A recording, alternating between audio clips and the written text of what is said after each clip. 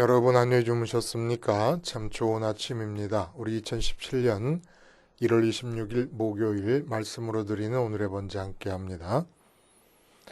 1절부터 마지막 19절까지 역대하 15장 전체를 가지고 함께 생각합니다. 우리는 1절부터 7절까지만 읽겠습니다. 시작. 하나님의 영이 오뎃의 아들 아사랴에게 임하심에 그가 나가서 아사를 맞아 이르되 아사와 및 유다와 베냐민의 무리들아 내 말을 들으라. 너희가 여호와와 함께하면 여호와께서 너희와 함께하실지라. 너희가 만일 그를 찾으면 그가 너희와 만나게 되시려니와 너희가 만일 그를 버리면 그도 너희를 버리시리라.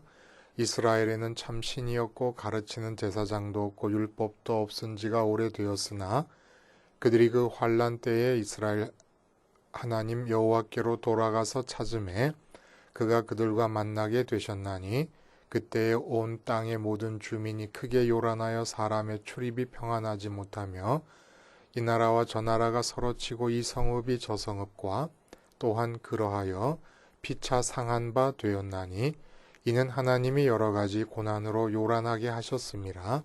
그런즉 너희는 강하게 하라. 너희의 손이 약하지 않게 하라. 너희 행위에는 상급이 있음이라 하니라. 네, 오늘 우리가 함께 읽은 말씀 중심으로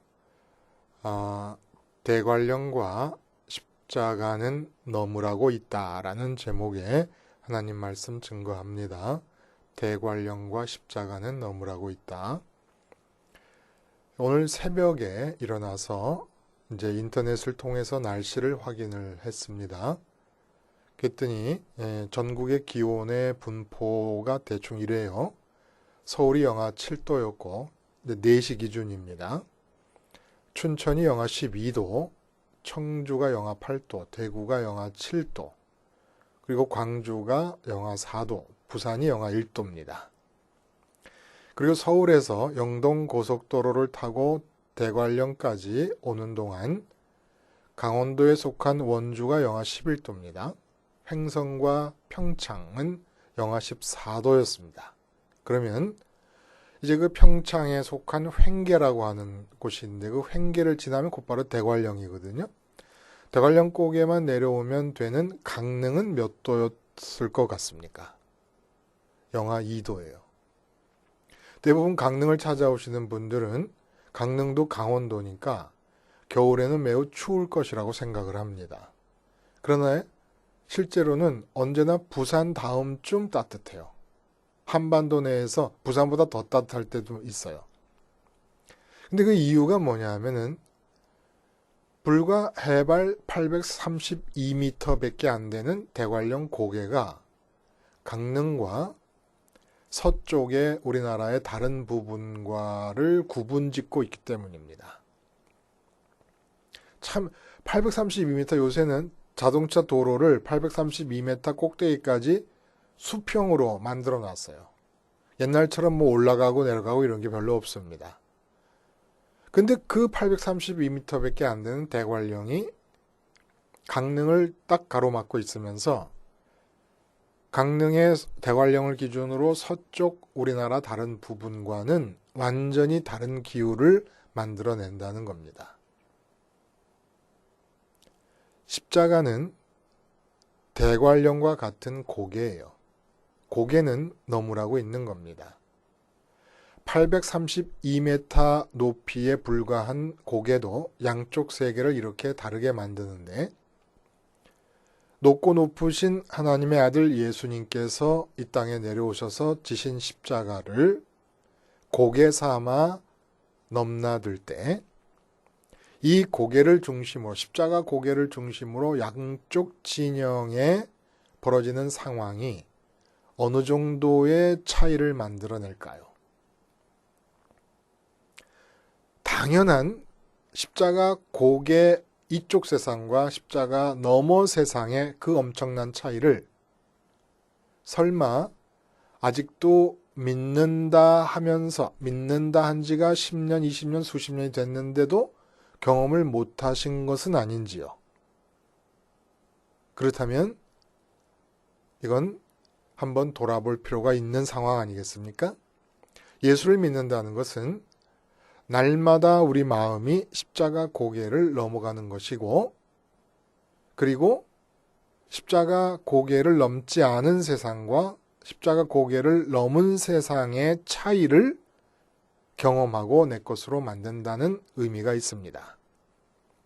십자가 고개를 넘지 않고 있는 이 세상에는 내 가족이 있고, 결정적으로 내 직장이 있고, 내 친구가 있고, 나의 모든 인간관계와 우리 나라가 있고, 지금 이 대통령 탄핵 시국으로 시끄러운 이 상황이 있고, 그리고 아주 근본적으로는 내 몸이 있는 곳입니다. 근데 십자가 고개를 넘어서 내 마음이 그 고개를 넘어가게 되면은 그곳에는 완전히 다른 세상이 펼쳐진다는 겁니다. 그래서 마음이 십자가 고개를 넘어가서 다른 세상을 경험할 때 십자가를 넘을 수가 없는 이 몸이 있는 이쪽 세상에서도 우리가 상상할 수 없는 변화들이 일어난다는 겁니다. 오늘 본문은 아사 왕의 제2차 종교개혁에 관한 이야기가 소개되고 있습니다. 우리가 읽은 앞장에서 1차 종교개혁이 있었어요. 근데 1차 종교개혁의 삶의 모습, 1차 종교개혁의 양상을 우리가 다시 한번 기억을 해보자면 모든 이방에서 들여온 우상들을 다 타파합니다. 우상들을 다 깨뜨리고 제거합니다. 그리고 여호와 하나님을 찾습니다. 여호와 하나님을 추구합니다. 이 자체가 개혁이죠. 이로 인해서 얻어지는 것이 뭐냐 하면은 평안 가운데 거한다 해서 평안이라고 하는 말이 4번이나 반복됐다 그랬습니다. 이게 다른 세계라는 거예요. 하나님을 추구하기 위해서는 추구하게 되면 평안의 세상을 살게 되는데 이 평안이 지배하는 세상, 사실 인간 세상은 평안이 지배하지 않지 않습니까? 평안을 추구하지 평안이 땅에 내려와서 지배하고 있는 삶은 아니라는 거예요. 없으니까 추구를 합니다. 근데 하나님을 추구했더니 평안이 주어졌다. 그럼 하나님을 추구한다는 것이 뭐냐? 그 옛날 아사 왕 때에 하나님을 추구하고 하나님을 찾는 방법은 한 가지밖에 없었습니다. 우상 숭배 왜 합니까? 돈이 좋아서, 부자 되고 싶어서, 건강하고 오래 살고 싶어서, 이 세상에서 형통하고 싶어서. 그러면 우상을 타파하고 하나님을 찾는다는 얘기는 내 마음에서 돈이 좋고 부자가 되기 좋고 건강이 좋고 형통이 좋은 그 대신에 하나님을 좋아한다는 뜻입니다. 그러기 위해서는 반드시 넘어야 될 고개가 있다는 거예요. 그게 바로 번제단의 고개였습니다. 그게 십자가의 고개로 바뀌는 거죠. 번제단에서 우상을 섬기고 싶은 유혹이 생길 정도로 이 세상의 가치를 붙잡고 있던 내 마음이 죽어버리는 번제단 고개 넘기를 통해서 하나님을 추구한 것이에요. 그렇게 마음이 번제단이라는 고개를 넘고 보면 고개를 넘기 위해서는 반드시 고개 넘기 이전의 세상에서 마음이 붙잡고 있는 것들을 다 놔야 되는데 놓기 힘드니까 그걸 붙잡고 있는 마음이 죽어버리는 거예요. 이게 고개 넘기라는 거예요. 고개를 넘으면 평안의 세계가 지배를 합니다. 그래서 마음이 고개를 넘어와서 하나님을 만나 평안을 누릴 때 몸은 그대로 남아있지 않습니까? 고개를 넘지 못하고. 그럼 그곳에서 일어나는 일이 뭐였습니까? 구수 출신의 세라라고 하는 애굽의 장군이 100만 명 대군을 이끌고 쳐들어왔는데 아사왕의 몸이 남아있으면서 대군을 맞이하는 그 현장에서 하나님께서 그 대군을 당신의 상대로 맞이하고 전쟁을 치르셨다는 거예요. 그렇게 해서 승리가 애굽 군대와의 싸움에서의 승리를 이어서 그 싸움이 벌어진 곳이 그랄이라는 곳인데 블레셋 지경에 속한 그랄이라는 곳인데 그 그랄 지경에 있는 이방 성읍들을 연전연승의 승리를 하면서 전쟁을 이어갔습니다. 그렇게 하기를 4년 엄청난 전리품을 다 끌어안고 연전연승의 행진 끝에 이제 개선가를 부르며 돌아오고 있는데 오늘 본문이 여기서부터 시작하는 거예요. 그 개선가를 부르고 돌아오니까 모든 이스라엘 백성들이, 유다 백성들이 다 나와서 맞이하고 뭐 난리가 나지 않았겠습니까? 근데 거기에 선지자 아사랴라고 하는 사람이 느닷없이 나타나게 됩니다. 그리고서는 뭐라고 예언을 하냐 하면은 개선가를 부르고 그것을 환영하는 기쁨에 찬 인파 속에서 너희가 여호와와 함께하면 여호와께서 너희와 함께 하실지라 너희가 만일 그를 찾으면 그가 너희와 만나게 되시려니와 너희가 만일 그를 버리면 그도 너희를 버리시리라. 이 뜬금없다는 거예요. 왜 뜬금없느냐? 지금 아사왕과 그 군대는 종교개혁을 통해서 하나님을 찾는 일을 했습니다. 번제단이라는 십자가 고개를 넘었습니다. 그래서 그 고개 너머에 있는 평안의 세상을 마음이 맛보는 동안에 몸이 머물고 있는 이 인간 세상 속에서 하나님의 역사를 통해 하나님의 함께하심을 통해서 백만대군을 무찌르고 블레셋 지경에 있는 성읍들과의 전쟁에서 연전연승을 하며 돌아오고 있는 중인데 하나님과 함께하면 여호와께서 너희와 함께 하실지라 너희가 하나님을 버리면 하나님도 너희를 버릴 거라는 얘기를 한다는 겁니다. 하나님과 함께 연전연승을 하고 돌아오고 있는 사람들에게 왜 그랬을까요? 이 선지자 아사랴는. 그러면서 한 말이 뭐라 그러냐 하면은 이스라엘에 참신이 없고 백성을 가르치는 제사장도 없고 율법도 없는 때가 있었다. 이렇게 얘기합니다. 그리고 그런 때는 앞으로도 있을 것이다. 이게 말이 과거형으로 돼 있어가지고 언젠지 모르겠는데 이게 과거형, 히브리어의 과거형은 과거만을 지칭하는 게 아니라는 겁니다. 미래도 지칭할 수 있고 해서 일반적으로 선민에게서 일어날 수 있는 사사기 때는 그런 일이 일어나지 않았습니까? 실제로? 그래서 그런 얘기를 하는 거예요. 참신이 없다. 이게 무슨 말입니까? 왜 참신이 없어요? 선민 이스라엘 사람들이 참신이신 여호와를 찾지 않을 수는 있지만 항상 참신은 있는 게 선민의 사회 아니었습니까? 근데 선지자 아사랴의 생각을 빌어서 말하자면 참신이 없다는 얘기는 바로 뭡니까? 하나님을 만나려면 반드시 고개를 넘어가야 된다는 겁니다. 그 고개가 바로 번제단이라는 거예요. 그래서 너희가 번제단을 넘어서 하나님께로 가기 위해서 필요한 일이 뭐였느냐? 우상을 타파하는 일이었습니다. 왜냐하면 우상이라고 하는 것은 마음속에 이 세상의 가치를 붙들고 있을 때 동원되는 수단에 불과한 것이니까 우상을 타파했다는 얘기는 세상 가치를 붙들고 있는 내가 번제단에서 죽었다는 얘기고 마음이 번제단의 고개를 넘어갔다는 얘기입니다.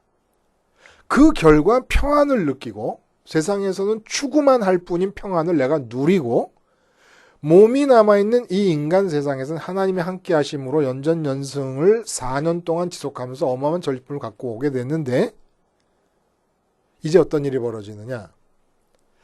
연전연승을 하는 동안에 이 세상에서 고개를 넘기 이전에 있는 이 몸이 남아있는 이 세상에서의 승리와 성공과 형통이 당연한 것으로 여겨지면서 그것을 통한 결과물들, 승리를 통한 전리품들이 마음에 들어오기 시작한다는 겁니다. 그래서 또다시 우상 숭배를 하게 되었던 그 출발점에 다시 놓이게 됐다는 거예요. 이제는 전리품들을 보면서 그걸 지키고 싶어 합니다. 그걸 보존하고 싶어 합니다. 그리고 가지면 가질수록 목마른 것이 이 세상의 가치라서 지키고 보존하는 동안에 우리가 재테크하는 것처럼 재산을 갖고 있으면 그것을 다시 불리고 싶어서 어디다 자꾸 투자를 하는 것처럼 갖고 있으면 갖고 있는 만큼 만족하는 게 아니라 갖고 있어서 그 맛을 보면 더 많이 갖고 싶습니다. 거기다 대고 아사랴 선지자가 얘기한 거예요. 너희가 승리하고 돌아왔고 4년 동안의 승리를 통해서 승리가 당연한 것처럼 여기고 승리의 전리품을 마음에 끌어안으면서 이제 그것을 지키고 그 전리품과 같은 것들을 더 많이 확산하고 싶어하는 마음에 사로잡혀서 그 이전의 제1차 종교개혁 때처럼 마음이 고개를 넘어서 하나님이 계신 곳으로 갈 생각을 안 하게 될 것이다. 그렇게 되면 하나님이 너희를 버리시고, 왜? 너희가 먼저 하나님을 버렸으니까. 그리고 제사장이 없다는 얘기는 고개를 넘어가라고 가르칠 제사장이 없다는 거예요. 모두가 전리품과 풍요로움에 취해가지고. 그래서 이 말씀을 받아들이고 아사가 제2의 종교개혁을 단행합니다. 제2의 종교개혁은 이제 뭡니까? 제1의 종교개혁이 풍요와 다산을 갖고 싶어서 마음이 붙잡고 있는 상태를 번제단에서 죽인 거라면, 제2의 종교개혁은 하나님께서 주신 승리를 통해 얻은 전리품들, 너무나 많은 물자들이 생겼습니다. 풍요와 다산이 주어졌습니다. 이제는 주어진 풍요와 다산을 붙잡으려는 내 마음을 죽이는 제2의 종교개혁을 한다는 겁니다. 그러니까 아사랴의 예언의 핵심은 너희가 1차 종교개혁을 통해서 마음이 고개를 넘어가서 하나님을 만남으로써 마음의 평안을 느끼고, 그리고 몸이 있는 곳에서 하나님께서 역사하심으로 승리와 전리품을 얻었는데, 이 승리와 전리품을 얻은 이 승리의 상태는 결과가 아니라 출발점이다. 어떤 출발점? 제2의 개혁을 위한 출발점이 되어야 한다. 그러면 이 승리를 출발점으로 삼아서 해야 될 일은 뭐냐? 승리를 통해 주어진 모든 것들을 끌어안고 싶은 내가 죽어버리는 것이 바로 제2의 종교개혁이다 라는 겁니다. 1차 종교개혁 때문에 하나님이 함께 하셔서 승리가 주어졌습니다. 그러면 승리는 1차 종교개혁의 결과가 아니라는 거예요. 그것은 또 다른 2차 종교개혁의 출발점이라는 겁니다. 우리는 대부분 뭐 한 가지 프로젝트를 세워서 성취를 하게 되면 그 성취를 결과물로서 만족하고 주저앉아 버리려고 합니다. 근데 그 프로젝트의 성취물은 또 다른 출발점이라는 거예요. 어떤 출발점? 승리로 인해 주어진 모든 것을 붙잡고 싶고 갖고 싶은 내 마음이 그 모든 것을 버리고 고개를 넘어가야 되는 또 다른 출발점이라는 겁니다. 이게 이루어지지 않으면, 하나님 있는 곳으로 내 마음이 고개를 넘어가지 않으면 어떤 일이 벌어지느냐? 1차 종교의 이전의 상태가 벌어진다는 거예요. 평안이 깨져버리고 성읍과 성읍, 나라와 나라가 서로 치면서 서로 해치는 일. 우리나라의 지금 상황을 보세요. 청와대에 있던 사람들, 어떤 분 그런 얘기 했더라고요. 우리나라의 청와대가 대한민국의 법의 사각지대가 되어버렸다.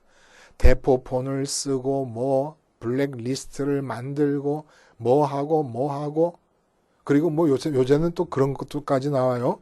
극우 성향을 보이는 사람들의 반대 시위, 이게 관제 데모다. 증거들이 자꾸 나타나고 또 그런 일까지 있어요. 청와대에서 주도한. 그러니까 청와대가 가장 범법지대가 되어버렸다. 이런 얘기를 합니다. 그 왜 그럴까요? 마음이 대관령 고개를 넘어가질 못하는 겁니다. 마음이 이쪽 세상에 머물러 있는 것입니다. 마음이 이쪽 세상에 머물러 있는 사람들끼리 모인 가족에 평안이 있을 수가 없고, 마음이 이쪽 세상에 머물러 있는 교회에 평안이 있을 수가 없고, 나라에 평안이 있을 수가 없는 겁니다. 마음은 고개를 넘어서 하나님께로 가야 몸이 머문 이곳에도 평화가 나타나고 승리가 나타난다는 겁니다. 근데 한 번 승리가 나타나서 결과물이 주어지면 사람들은 거기 달라붙게 돼버리고 맙니다. 승리는 왜 주시느냐 도대체? 어차피 승리해서 얻은 모든 전리품들을 마음에서 떼내야 되는 것이고, 전리품이 좋아서 붙든 내 마음은 십자가에서 죽어야 되고 번제단에서 죽어야 될 거라면 차라리 승리를 주지 마시지 왜 승리를 주시느냐? 여기에 하나님의 큰 뜻이 있습니다. 1차 종교개혁의 결과로 승리가 주어졌습니다. 어마어마한 전리품들이 주어졌어요.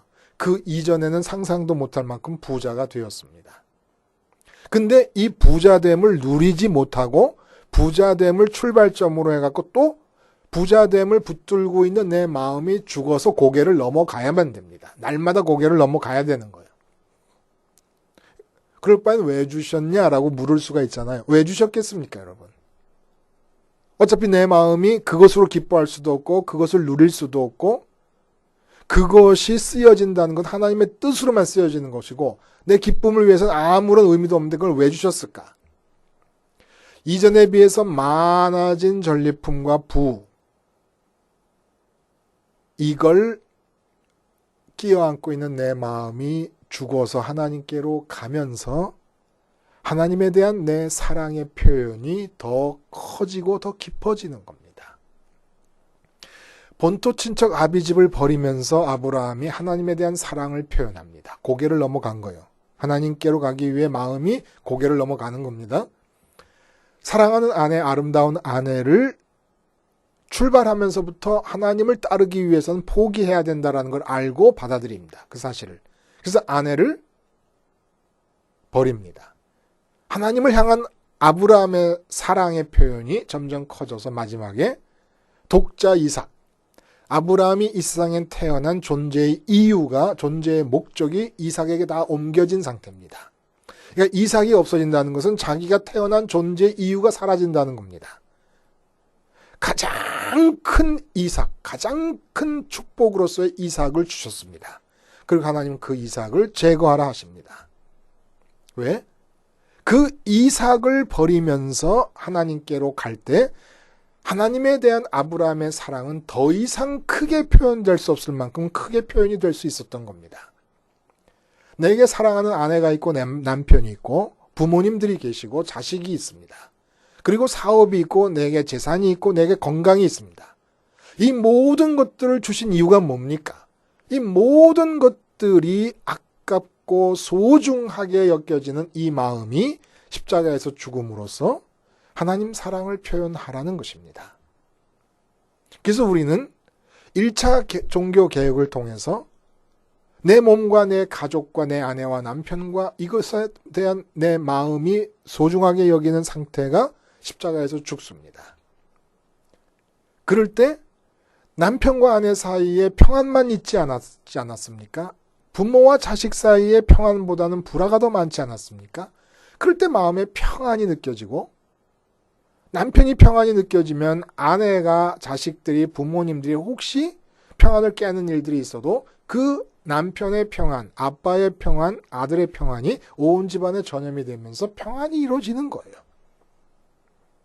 그래서 일이 잘 됐어요. 잘 됐더니 결과물이 생기는데 더 큰 축복을 주셨습니다. 이제 그럼 어떻게? 그 축복 갖고 좋아라 하라고 주신 것입니까? 아니라는 거예요. 얼마나 탐스럽고 얼마나 좋고 귀하고 소중한 것입니까? 하나님께서 우리 이 세상에서 몸이 살고 있는 세상에서 여러 가지 승리와 승리의 결과물들과 형통의 결과물들을 주실 때 얼마나 좋은 겁니까? 근데 그것으로 기뻐하라고 하신 것이 아니라 그것을 소중하게 여기는 내 마음이 십자가에서 죽음으로써 내 마음은 오직 아무리 하나님이 이 세상에서 많은 걸 주시더라도 나는 오직 고개 넘어가서 하나님만으로 기뻐하겠습니다라는 사랑의 표현을 더 크게 하라고 자꾸 기회를 주시는 겁니다. 근데 이렇게 기회를 주시는 것을 모르고 하나님이 버림으로써, 마음에서 버림으로써 사랑을 표현하라고 해서 주신 것들을 꽉 붙잡아 버리면 내가 하나님을 버린 것이야. 하나님을 그것보다는 더 사랑할 수는 없다는 뜻 아니겠습니까? 아사왕이 제2차 종교개혁을 수행하지 않았다면 그 뜻은 뭡니까? 4년 동안 연전연승을 하면서 얻게 된 이 많은 전리품들을 포기하면서까지 하나님을 사랑할 수는 없겠습니다라는 것이 2차 종교개혁을 수행하지 않는 아사왕의 마음이었을 것이라는 겁니다. 그러나 아사왕은 아사랴 선지자의 경고의 말씀을 듣고 잡아온 전리품 중에서 소 700마리와 양 7,000마리를 잡아서 번제를 드립니다. 이렇게 많은 수의 번제를 드린 이유가 뭡니까? 이스라엘 백성 모두가 다 참여해서 하나님이 주신 이 풍요로운 모든 전리품, 이것이 아깝고 소중하고 귀하고 더 불리고 싶은 마음이 가득하지만 그러한 마음을 이 7,000마리의 양이 죽고 700마리의 소가 죽을 때 내가 죽은 것으로 고백하고 내 마음은 이 세상을 경계짓는 번제단의 고개를 넘어서 아버지께로 가겠습니다. 전리품으로 기뻐하지 아니하고 아버지만으로 기뻐하겠습니다. 하나님 여호와만으로 기뻐하겠습니다. 라는 선언을 하는 것이었고 이것이 바로 2차 종교개혁으로 나타나는 겁니다. 하나님께서 복을 주셨습니까? 그 복을 누리라고 주신 것이 아니라 그 복을 출발점으로 삼아서 또다시 그 복을 붙잡고 싶어하는 내 마음이 십자가 고개를 넘어감으로써 다 버리고 알 마음이 되어서 오직 내가 누리고 만족하고 기뻐하는 대상과 이유는 하나님 한 분뿐이 되도록 하라고, 그래서 점점 더 하나님의 사랑을 크게 표현하라고 하나님께서 우리들에게 이 세상의 가치들을 모아주시는 건 아니겠습니까? 대관령과 십자가가 서 있는 이유는 뭐예요? 넘어가라고 서 있는 겁니다. 기도하시겠습니다. 하나님 아버지, 이만큼이라도 육체가 거하고 있는 이 세상의 삶에 허락해 주신 모든 것들을 하나님 사랑의 표현을 위한 재료로 삼아서 그 모든 것을 버리고 십자가 고개를 넘어감으로 하나님 의로만 느끼는 평안 가운데 거하게 하여 주시옵소서. 예수님의 이름으로 기도하옵나이다. 아멘.